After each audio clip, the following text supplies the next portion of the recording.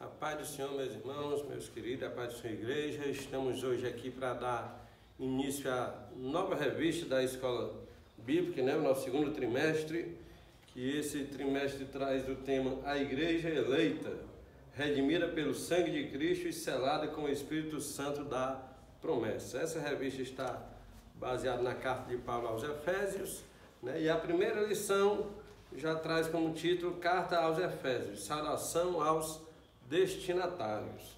E aqui a gente vai ver um pouco, sobre essa carta que Paulo escreveu aos crentes de Éfeso. O texto áureo está em Efésios 1 e verso 2, diz assim: a vós, graça e paz da parte de Deus nosso Pai e da do Senhor Jesus Cristo. É a saudação de Paulo aos crentes de Éfeso. A verdade prática, a Epístola aos Efésios revela o propósito eterno de Deus para a Igreja de Cristo. Glória a Deus. A nossa leitura bíblica em classe está em Efésios capítulo 1, verso 1 e 2, também no livro de Atos, capítulo 19, verso do 1 ao 7.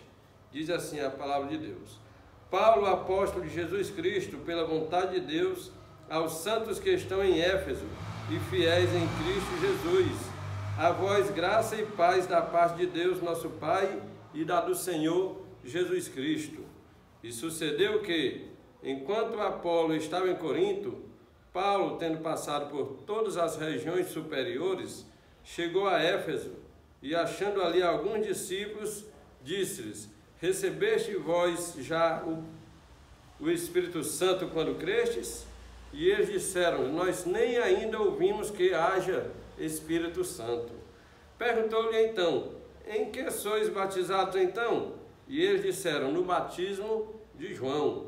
Mas Paulo disse: certamente João batizou com o batismo do arrependimento, dizendo ao povo que cresce no que após ele havia de vir, isto é, em Jesus Cristo.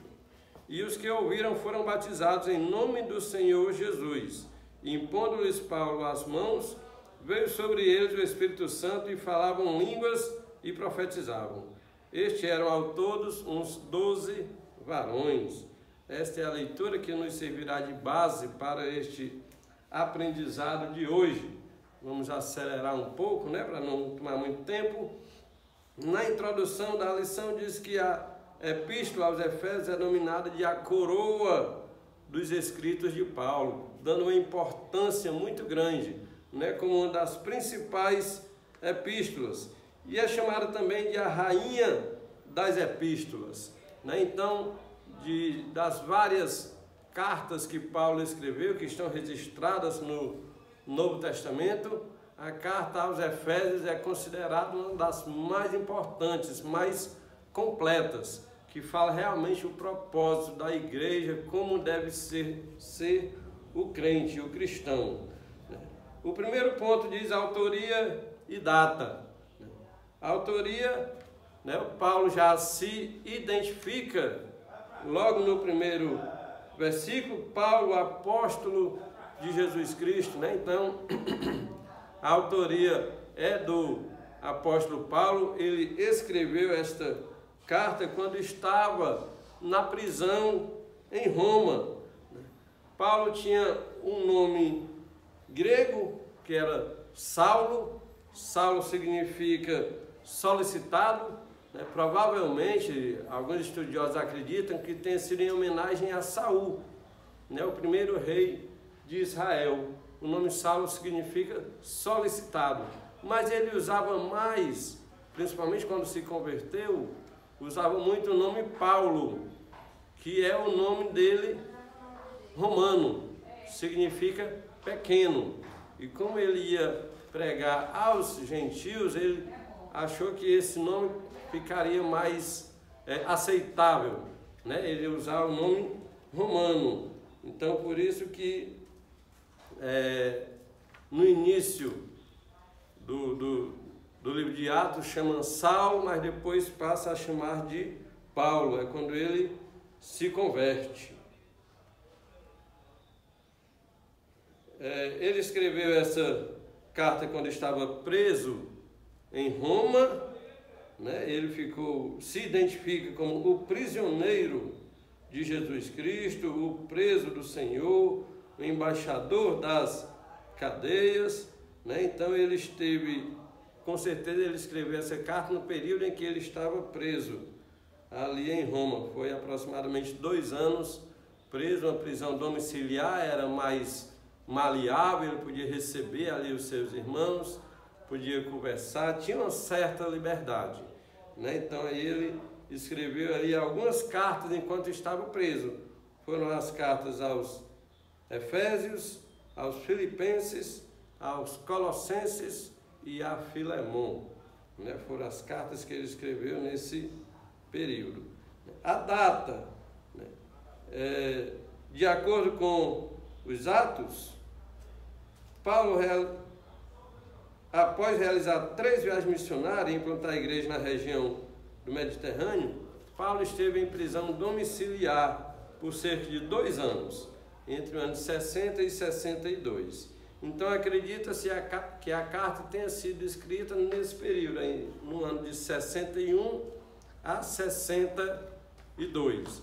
Né? Nesse período ele deve ter escrito essa carta. Não tem como precisar a data com certeza, mas acredita-se que foi nesse período, né? Então, Paulo escreveu quando estava preso em Roma, se identificou como o autor da carta, encaminhada aos Efésios, mais ou menos no ano 61 ou 62. Ponto 2, destinatários. Ele escreveu essa carta aos crentes que estavam, né, na cidade de Éfeso, aos crentes convertidos, né? A cidade de Éfeso. A cidade foi fundada no ano de 1050 e tornou-se um dos grandes centros comerciais, populacionais, religiosos ali da Ásia Menor, né? Região que hoje é conhecida como Turquia. Era uma cidade litorânea, cujo porto desaguava no mar Egeu. Sua rua principal era toda pavimentada, era uma cidade com aproximadamente 500 mil habitantes, né, que para a época era uma cidade grande, uma cidade que servia de referência, uma cidade que tinha porto, tinha ruas pavimentadas, tinha grandes templos, né, que tinha naquela época o maior anfiteatro do mundo, um teatro com capacidade para 25 mil pessoas, onde ali eram realizadas competições, apresentações artísticas, culturais. Próximo ali também tinha o ginásio esportivo, onde era realizado competições esportivas, era realizado também as brigas, os gladiadores, né? Animal contra animal, homem contra animal, né? Onde os cristãos também, mais à frente, foi muito perseguido ali. Então, era uma cidade que atraía muita gente, né? Era uma cidade que realmente acontecia muitos eventos, shows, competições esportivas, e atraía tanto o povo de Éfeso como das cidades vizinhas. A religiosidade em Éfeso. A cidade abrigava o templo da grande deusa Ártemis, também chamada Diana, que era a deusa da fertilidade. Era um templo todo construído em mármore, né, e que influía muito na economia da cidade, pois ali os artesãos eles confeccionavam, né, imagens da deusa Diana, e era muito vendida e vinha gente de fora, como hoje a gente vê em algumas cidades, né, do Ceará e do Brasil, onde as pessoas vão para aquelas procissões, romarias e o andar do ano, muita gente nas cidades. Assim também era aqui em Éfeso, por causa dessa deusa Diana. E aí a economia girava muito em torno também dessa deusa, né? Sua maior fonte de renda era o comércio de nichos de prata vendidas no templo, né? Vendido no templo de Diana, aquelas miniaturas, tudo que relacionado à deusa Diana era vendido ali. E isso trazia muito lucro para os artesãos, para a cidade de uma forma geral. Inclusive isso mais à frente também, né? Quando Paulo começou a pregar e falar, né, de que não deveria adorar outros deuses, apresentando o nosso Deus como o único e verdadeiro Deus, né? Os comerciantes ali, em um certo momento, se revoltaram contra Paulo, porque ele estava dizendo ao povo que não precisava estar comprando essas imagens de deuses. Então isso quebrou um pouco a economia da cidade, e ali o povo já estava se revoltando contra Paulo, né? Porque ele estava pregando contra a adoração aos deuses. A igreja em Éfeso. Paulo evangelizou a cidade e seus arredores durante 3 anos. Né? 3 anos Paulo esteve ali em Éfeso, pregando também nas cidades vizinhas, na região metropolitana. Evangelizou também os judeus na sinagoga por um período de 3 meses. E como também teve o confronto com alguns judeus que não aceitavam, ele acabou por alugar um salão na escola de Tirano, e ali ficou já um período mais prolongado, pregando, e as pessoas vinham de longe para ouvir aquela pregação de Paulo, pregando um Deus único e verdadeiro, pregando Jesus Cristo como um Messias prometido, como o Filho de Deus que veio ao mundo para libertar o povo do pecado. E assim ele ficou aí esses 3 anos na cidade de Éfeso e implantou igrejas e foi muito abençoado. Tanto Paulo foi abençoado como a cidade de Éfeso.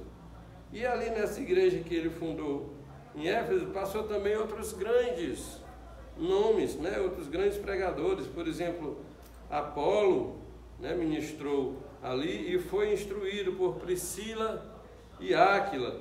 Timóteo também foi pastor daquela igreja. Segundo alguns pesquisadores, até o apóstolo João também esteve ali presidindo, pregando, dirigindo aqueles trabalhos naquela época, ali naquele período, na igreja de Éfeso. Então, a igreja de Éfeso foi muito importante para o crescimento do cristianismo ali no início da igreja. Como Éfeso era uma grande cidade, recebia gente de vários outros locais, né? Esse povo que vinha de outros locais ouviam falar desse Paulo que estava pregando e iam lá também para ouvir, se convertiam e já levavam essa palavra, esse Deus único e verdadeiro, para as suas cidades de origem. E daí se expandiu muito o Evangelho. E daí foi se abrindo outras igrejas nos arredores. O propósito e mensagem.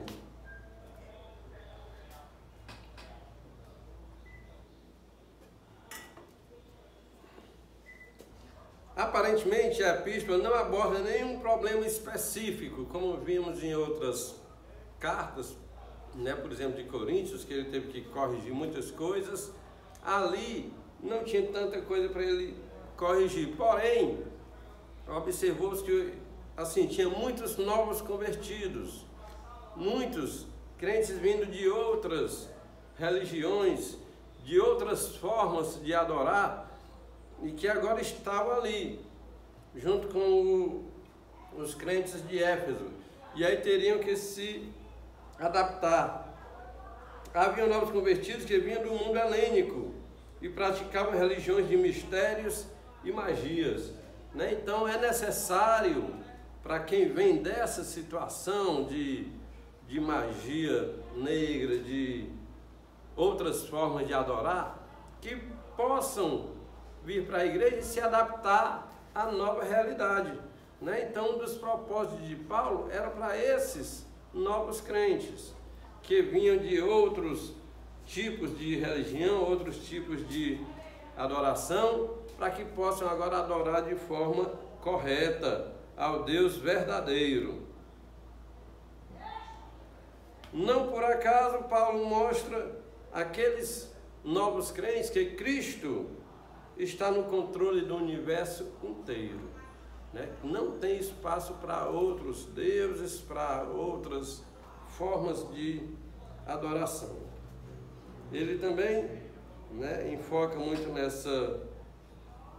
nessa carta, porque tinha muitos crentes vindo ali também de outras formas de vida, onde sua vida no passado era marcada pela imoralidade, bebedeiras,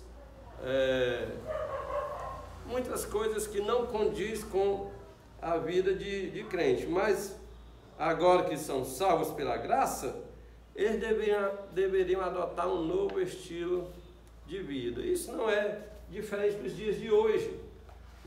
Quando a gente prega para algumas pessoas que se convertem, a maioria delas tem um passado bem diferente, né? Um passado regado a muita festa, muita bebida, orgias, pecados sexuais, e essa pessoa tem que agora se adaptar, tem que entender que agora você é uma nova criatura. Era isso que Paulo estava dizendo para aqueles crentes, né? Que agora eles teriam que ter uma nova conduta. Por isso nós precisamos, Deus diz, vinde como estáis, mas não deve permanecer como está. Deve vir com seu pecado, do jeito que você estiver, pode vir à casa de Deus. Jesus Cristo recebe a todos de braços abertos, mas a partir do momento que você aceita Jesus como Senhor e Salvador da sua vida, você precisa mudar o seu estilo de vida. Você precisa entender que aquela vida do passado agora ficou para trás. Daqui para frente agora a gente tem que ter um novo rumo, uma nova forma de falar, de conversar, de adorar a Deus, de se relacionar com as pessoas, na família, no trabalho. Esta é a verdadeira transformação que Deus faz na vida do homem. A mensagem de Efésios gira em torno de duas temáticas: Cristo, a cabeça, e a igreja como o corpo. Então Paulo mostra ali que com uma pessoa, Jesus Cristo é a cabeça, é o principal, é aquele que pensa e comanda todos os movimentos. E nós, a igreja, como corpo de Cristo, a gente precisa obedecer o que manda a cabeça, o que Jesus determina. A gente deve andar conforme Cristo determinou, conforme Cristo andou. A gente precisa se comportar como Jesus Cristo deseja. Nós já não comandamos mais a nossa própria vida. Agora nós fazemos parte do corpo de Cristo. E é Ele quem comanda todos os nossos passos, toda a nossa caminhada, tudo que nós vamos fazer ou tudo que deixarmos de fazer. Então nós precisamos aceitar isso, aceitar a Jesus Cristo não somente como nosso Salvador, mas também como nosso Senhor. E assim a gente vai poder caminhar, né? Podemos realmente ser novas criaturas e assim falar desse novo evangelho, dessa nova perspectiva de vida para aquelas pessoas que estão lá fora, que possam também se converter e assim ter direito a essa nova vida em Cristo. Amém? Vamos aqui para a conclusão. A epístola revela um elaborado resumo da salvação e suas implicações para a vida cristã. Seu conteúdo retorna o favor imerecido que recebemos gratuitamente da parte de Deus. Suas exortações não impelem a viver em santidade. suas exortações nos impelem a viver em santidade e alicerçados em Cristo, a cabeça da igreja, a batalhar contra as forças das trevas. Então é isso que essa epístola nos fala, um resumo do plano da salvação, né? E nos motiva, nos impele a ter uma nova vida realmente, né? Uma vida de santidade, uma vida alicerçada em Cristo, conforme Cristo viveu aqui uma vida imaculada. A gente vai usar todas as nossas forças e confiando em Deus para também termos uma vida conforme Cristo viveu aqui quando esteve conosco. Amém? Glória a Deus. Esta foi a primeira lição do segundo trimestre, que a gente possa procurar meditar mais nessa palavra e que Deus possa nos abençoar. E vamos fazer uma oração para encerrar nesta manhã. Grandioso Deus, Pai querido, Deus amado, aqui já te agradeço, Pai Santo, pela oportunidade de estudarmos mais uma lição da Tua palavra, ó Deus, que este aprendizado de hoje, ó Pai, nos faça também procurar nos aproximarmos mais de Ti, sermos crentes mais fiéis e levar uma vida verdadeira de cristãos. Ó Pai amado, é o que eu te peço em nome de Jesus Cristo. Amém.